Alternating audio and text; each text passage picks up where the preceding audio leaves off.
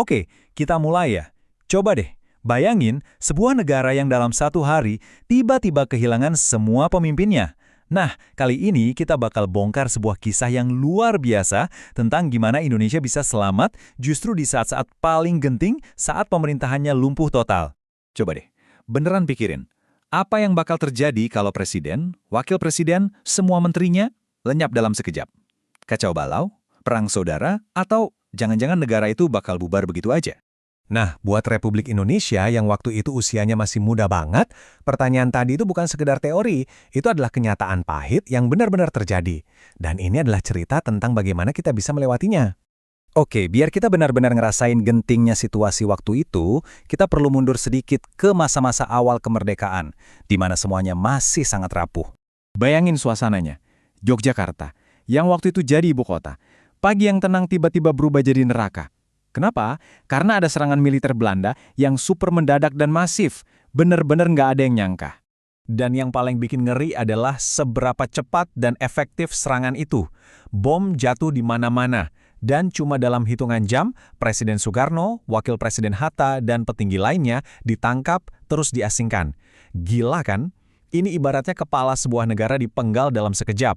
Di tengah kepanikan itu, sebenarnya ada usaha buat ngirim telegram mandat ke Sumatera, buat nyerahin kekuasaan sementara. Tapi masalahnya, Belanda udah gerak cepat, semua jalur komunikasi diputus. Pesan itu nggak pernah sampai. Jadi Indonesia benar-benar sendirian, gelap, nggak ada pemimpin. Nah, ini dia intinya. Menurut hukum internasional, dan ya logika umum juga, kalau sebuah negara nggak punya pemerintahan yang berfungsi, negara itu dianggap udah nggak ada lagi.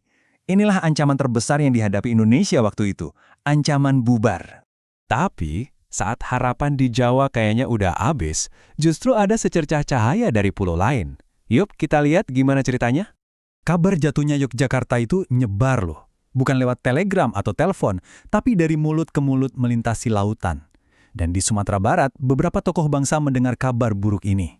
Mereka tahu mereka harus ngelakuin sesuatu, dan harus cepat. Dan dari sinilah lahir yang namanya PDRI. Ini penting banget buat dicatat ya. Ini bukan perintah resmi. Ini murni inisiatif. Sebuah tindakan proaktif, bahkan bisa dibilang nekat buat nyelamatin negara dari kehancuran. Di tengah kekosongan dan kekacauan ini, muncullah satu nama. Syafruddin Prawira Negara. Dia bukan jenderal, bukan juga politisi paling senior. Dia seorang ahli hukum, tapi dialah yang punya keberanian buat maju dan memikul beban satu negara di pundaknya. Dan dengan satu-satunya senjata yang mereka punya saat itu, yaitu siaran radio, Syafruddin menyampaikan pidato yang benar-benar membakar semangat.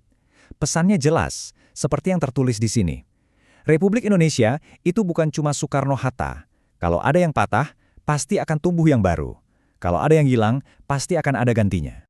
Terus, gimana caranya pemerintahan gerilya model begini kerja? Ya jelas, beda banget sama pemerintahan yang kita kenal.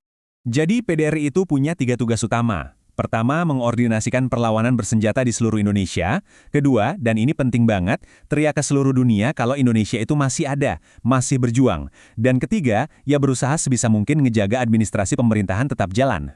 Coba deh kita bandingin. Lupakan yang namanya istana megah atau rapat kabinet di gedung mewah. PDRI ini adalah pemerintahan yang nomaden, terus bergerak, rapat bisa diadakan di musola, dan istana presidennya ya rumah warga biasa yang mungkin besoknya udah pindah lagi ke desa lain. Dan perjuangan gila-gilaan ini ternyata berhasil loh. Belanda mungkin bisa menguasai kota, tapi PDRI menang di perang informasi. Dengan terus-terusan menyiarkan kabar ke dunia luar, mereka buktiin kalau klaim Belanda bahwa Indonesia sudah tamat itu bohong besar. Akhirnya, tekanan internasional memaksa Belanda buat duduk dan berunding. Tapi, ceritanya nggak selesai di situ. Justru ada babak berikutnya yang, ya, lebih rumit dan jarang banget dibahas di buku sejarah kita. Nah, disinilah ceritanya jadi kompleks. Orang yang sama yang kita sebut pahlawan penyelamat Republik, beberapa tahun kemudian justru memimpin sebuah gerakan perlawanan daerah. Bukan karena mau menghancurkan negara, tapi karena kecewa dengan kebijakan pemerintah pusat yang dia anggap nggak adil. Gara-gara perannya di pemberontakan itu, namanya sempat seolah-olah mau dihapus dari sejarah. Tapi untungnya pada akhirnya negara mengakui jasa besarnya. Syafruddin diberi ampunan dan diangkat jadi pahlawan nasional. Ini jadi pengingat ya, kalau sejarah itu seringkali nggak cuma hitam dan putih. Terus apa pelajarannya buat kita sekarang? Nah, krisis PDRI ini ninggalin warisan yang penting banget, yang bahkan tertanam di konstitusi kita hari ini. Pelajaran dari tahun 1948 itu jelas banget. Negara itu nggak boleh sampai kosong pimpinan. Makanya sekarang di UUD kita ada aturannya. Kalau presiden berhalangan, wapres naik. Nah, kalau amit-amit, presiden dan wapres berhalangan barengan, 3 menteri, Menteri Luar Negeri, Dalam Negeri, dan Pertahanan akan mengambil alih pemerintahan secara bersama-sama. Intinya, kita sekarang punya semacam sekring pengaman di konstitusi kita.